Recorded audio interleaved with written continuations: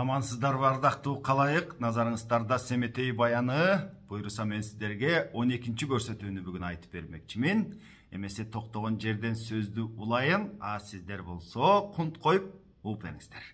Ошентип баягы Семетей Букар калаасынын бери жагындагы Боздөң талаасынан Каныкей жолугуп, көзүнүн жашын онталаа кылып, Каныкейдин колун капшыра кармап алып, белимдин жайын айтып бер, мага тегимдин жайын айтып бер, Манастын жайын айтып бер, Таластын жайын айтып бер, Кыргыздын жайын айтып бер деп, болбосо оюна койбойба Каныкейдин айласына алты кетирди. Каныкейнең өзүнүн ичинен ойлойт, сөздүн нугун ар жака бурса дагы баягы Семетей болбойт, ичине минтип жатат. Кара оозуна кан толсун, жетил элек кезинде жээнисиң деп жетимге кандай немең айтты экен.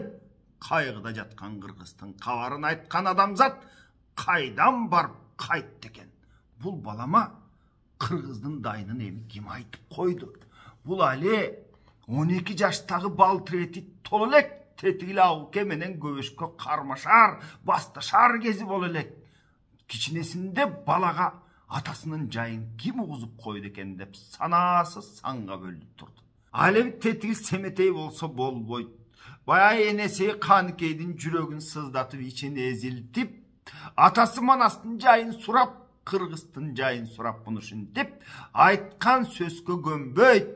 Мына ошондон Каныкейнең сызмак кана болду сызыкты, балага айтмак болду кызыкты дейт туугандар.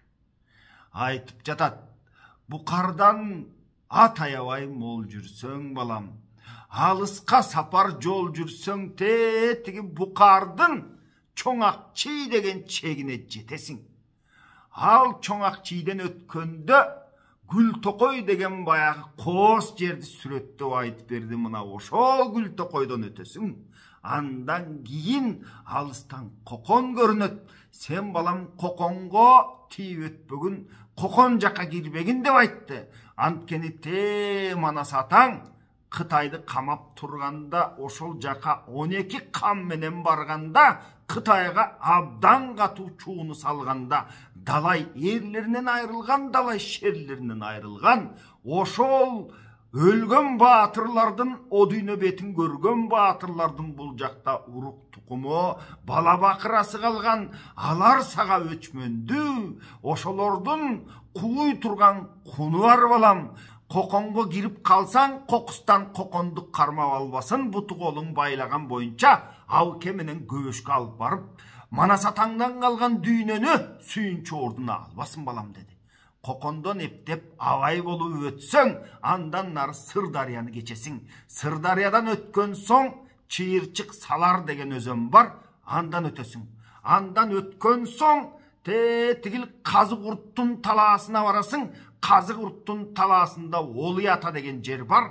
Мына ошол жерден өтөсүң. Олуятадан өткөндө оң жакты карай жөнөсөң, Жорго деген белди ашасың. Жорго белин ашкан соң сен кадимки жылгындуу кең кол жерге жетесиң деди. Эми балам оптур дейт. Андан наркы сөздөрүн, Каныкейнебиздин жомогун мен сиздерге китептен көркөм окуп берейин туугандар. Жакшылап кулак салып коюңуздар. Адыр-адыр жер келет, адырмак артуу бел келет. Жылгындуу кең кол жер ошол, жигити баатыр кыз айдай, жыргалың кыргыз эл ошол балам. Деп анан Каныкей узун жомокту баштады. Ошол элден айрылып, каңгыраган энең мен ошол балам. Деп анан Каныкейнең баягы Семетейдин энеси экенин моюндады. Жана жетим угуп ал, коргонум кокуй болгон жер, кошулуп талап мүлкүмдүн алтарам алып койгон жер. Бура тартып карасам, 3 кошойдун бөксөсү, айтып берсе түгөнбөйт, энекен Каныкейдин өктөсү. Айтканым жалган болбосо, жесиренең шордуунун, же кырсык чалып койбосо, башынан багы качпаса, байкушуң энең шашпаса. 3 кошойго барганда, калайыкка сынаакы, кадырын тапсаң жетимим, Манастан калган мурапы. Кайдыгер эле пендеге кабылбаган кумайык, ким көрүнгөнгө жолуга өрбеген, ким көрүнгөнгө көрүнө бербеген кумайык жөнүндө кеп болуп атат. Манас атабыздын тайганы жөнүндө. Пейили жаман адамга табылбаган кумайык. Кайыбынан кабылган Мединанын чөлүндө, чоң кумайдын боюнда, чоң дөбөнүн оюнда кайыбынан табылган. Кыямат кеткен атаңа кол башындай сур күчүк так ошо жерден табылган. Көк жоору туулган кызыл эт көз ачелек кезинде көк жалыма табылган кол башындай сур күчүк. Эми мына ушул кумайык жөнүндө бир аз кеп кылып берейин туугандар. Көк жоору туулган сур күчүк деп атпайбы? Бул Манас атабыздын кумайык деген ити, болбосо тайганы, бул иттен туулган эмес. Бул көк жоорудан туулган деп айтылат да эпоста. Анан мен башка элдердин дагы мифтерин карап, интернеттен бир топ маалыматтарды карасам, мындай миф, мындай легендалар мунун түбү тиги неолит дооруна чейин, эми жаңы таш доору деп айтса болот да, андан бери жактагы зороастризм дини чыккан учурларда мына ушундай баягы мифтер, легендалар болгон экен. Башы иттики, аягы баягы куштуку, канаттуу. Мына ушундай легендалар болгон экен. Ал иттер падышалардын оома тап келүүчү, мындай бир падышаларды колдоочу иттер болуп саналган экен да. Эми андан ары сөздү улайлы туугандар. Бул кумайык чиркиндин деп канкейинен сөз баштады. Толуп жаткан кеби бар балам, кумайыкты унутпас, шорду энеңдин эби бар. Кумайык жайын айтайын десе тили жок. Атаңдан калган кумайык айбандан эстүү жаныбар. Бөдөнөдөй бөгүлүп, атаңдын көзү өткөндө көзүнөн жаш төгүлүп, аза күткөн кумайык, 6 күн аш ичпей куруп калган кумайык, атаңды жууган жерине 6 күн үн баспай улуп калган кумайык, өйдө болуп жойлобой бөгүп калган кумайык, көзүнүн жашын иргилтип төгүп калган кумайык. Кумайыкты көргөбөш, алдап кармап алгандар, аңгал парып салгандыр. Аюуга салсат иштебей, адал кызмат иштебей, башын жерге салгандыр, улуп жатып алгандыр. Ити да душман оңбойт деп, Манастын бардыгындай болбойт деп, ичиткен адам тунбайт деп, каргыдан байлап үйрөтүп, камчы алып сүйрөтүп кызыл ала кылгандыр. Көп турган көргөбөш сүйрөтүп жүрүп ургандыр. Айылдан безип ар жерден үмүт менен кумайык жолуңдан күтүп тургандыр.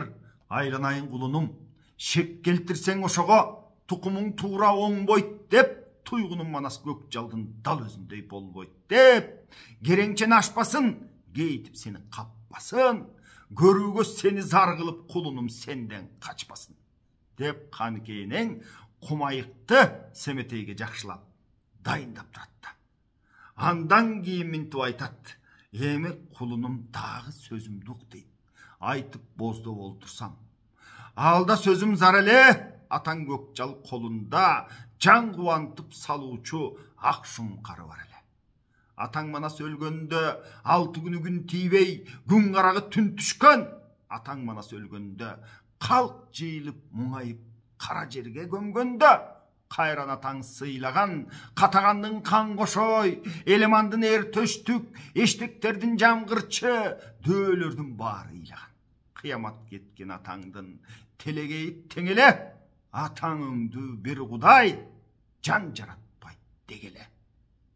Ошол атаң өлгөндө, дүмөктү булбаш көргөндө, алтын туурун талкалап, жибек боосун чалкалап, тытып кеткен ак шумкар. Айды көздөй токтобой, сызып кеткен ак шумкар. Имере тоонун кайканга, ителги туубас тайпанга, айтканым жалган болбосо, ак шумкар уя салгандыр. Ак сайдын башы чатыркөл, ошондо жүргөн куу кумпай бой кошуп алгандыр. Эми баягы бир кумпайга бой кошуп, уя салып, жумуртка басып чыгарып, балапан ачып калгандыр дегенди айтып атат туугандар. Эми ушул жерде бир сөзгө маани бериңиздер. Тетигил ошондо жүргөн куу кумпай деп атпайбы? Илгери куштун дагы бир түрүн кумпай деп аташып туугандар. Анан жанагы кумайык деген сөз менен үндөшүп атпайбы? Кумайык деген ошол куштан туулган күчүктү айтып атат. Эми сөздү уланта берейин. Атаңдан калган ак шумкар, куу бөктөрүп жүргөндүр, капчыгайлуу зоолордон каз бөктөрүп жүргөндүр, боор жүнүн чачкандыр, 32 күн басып жумурткасын ачкандыр. Тукумун туура жаргандыр, ушу жолдо баласы карала болуп калгандыр. Эми ошол балапан ачып, баласы карала болуп, баягы канат байлап калгандыр деген сөздү айтып атат. Андан кийинки сөзгө көңүл буруңуздар туугандар.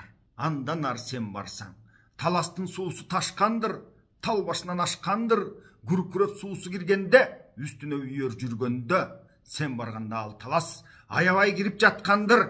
Көк жалатаң манастын, телегей теңеле, теңиз атаң көк жалдын, пири түрү шереле. Мына ушул жерде туугандар, Каныкей энебиздин жомогунда мен сиздерге аны буспай окуп да берейин деп бекеринен көркөм окуп берип аткан жокмун да, абдан чоң бир мистикалык, символикалык бир окуялар баяндалат да. Жана Манас атабыздын кумайгын биринчи тап дегени бекер эмес. Андан кийин Акшум карды дагы таап ал дегени бекер эмес. Андан кийин мына жерде жакшылап угуп туруңуздар. Манас атаңдын телегей теңеле, теңиз атаң көк жалдын пири түрү шереле. Бастырып сууга сен киргин дейт, жана таластын суусу кирген болсо, атың менен бастырып кире бергиниң дейт. Балекетиң алайын, карачар кабылан, кайтара турган арбага кадимкидей бар болсо, капталынан чамына чолок көк жал арстаны күтүп турган арбага кадимкидей бар болсо, жандай салып камынат.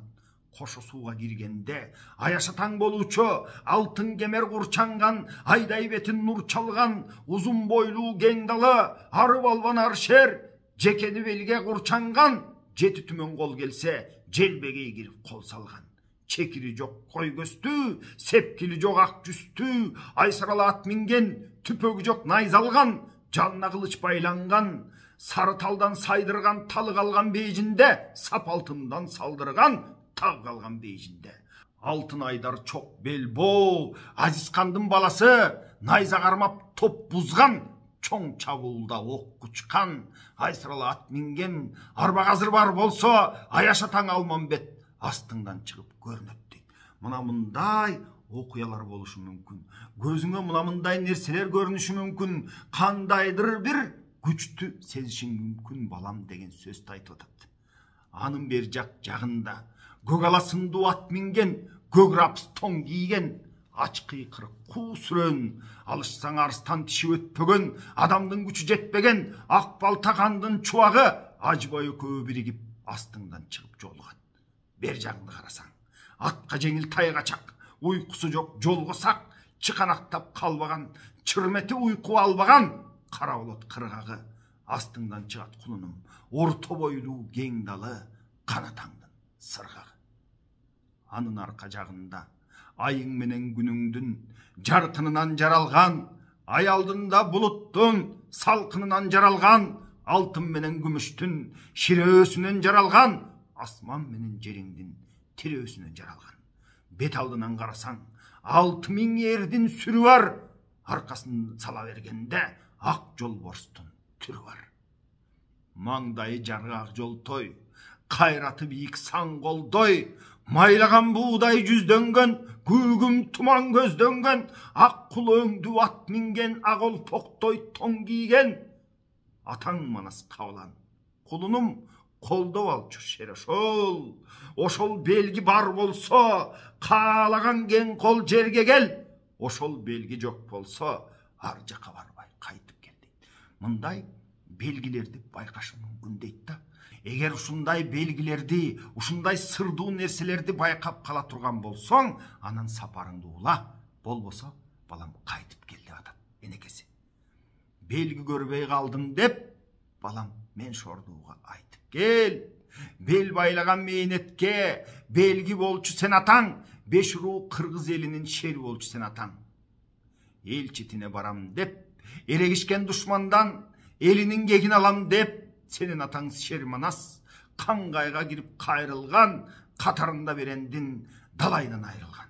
Мына ушул жерде Каныкей энебиз анан кийин Манастын баатырлары жөнүндө, Манас атабыздын бейжинге кылган жортуулу жөнүндө Семетейге кенен жомокту айтып берди. Урматтуу туугандар, ушул жерде айрым адамдар бар да, жомок десе баягы орусча сказка дегенди түшүндүрөт да. Жомок бул кыргыз илгери тарыхты жомок деген туугандар. Мына ушунун айырмасын билип алыңыздар. Илгери биздин көөнөк кыргыз тилинде баягы тарых деген сөз жок болчу туугандар. Адабият, маданият, китеп, мугалим, тарых деген сөздөрдүн баарысы бизге башка тилден келген. Ал эми кыргыздын өзүнүн көөнө тилинде тарых деген сөздүн ордуна биз жомок деген сөздү колдончубуз. Ошентип анан кийин баягы канке энебиз Семетейге Манас атабыздын Бейжиңге кылган жортуулу жөнүндө айтып, ал жакта Манас 12 ханынан айрылып, ак куласын окко учуруп, тетиги сыргагынан айрылып, серегинен айрылып, Алмамбеттен айрылгандыгын, Чубактан айрылгандыгын, мына ушунун баарысын баяндап берди. Кантип Манас атабыз аргын кандын ажыбайын күзөтчү кылып коюп, өзү ажыбайга ишенип, эртең менен туруп таң заарда Кудайга сыйынып аткан жеринде артынан келип Коңурбай айбалта менен айдалыга уруп жарадар кылгандыгы жөнүндө айтып берип, мына ошондо ажыбайдын ордунда ажыбай болбой мен болсом балам сызбайт белем, сызыкты мен кылбайт белем кызыкты деп ажыбай тетигил Коңурбайдын артынан кубалап жетпей калгандыгы жөнүндө көзүнүн жашын көл кылып айтып берди. Анан Семетейге мына мындай окуяны дагы баяндап жатат. Эми мындан аркысын мен сиздерге туугандар ийин көрсөтүүдө айтып берем. Ага чейин сак саламат туруңуздар. Урматтуу көрөрман, ушул сиз көрүп жаткан ар бир көрсөтүү биздин бабаларыбыз жөнүндө улуу баянды калкыбызга жайылтып, айрыкча кийинки муунга айтып жеткирип берсек деген биздин аракетибиз. Жаштарыбыз тегин таанып, нарктуу өссө деген тилек менен жасалып жаткан эмгек. Бул ишке сиз дагы салым кошуп, экрандагы М-банк номерибиз аркылуу бизге колдоо көрсөтсөңүз болот. Жалгыз аттан чаң чыкпайт дейт. Бизге сиздердин ар бир колдооңуздар чоң көмөк.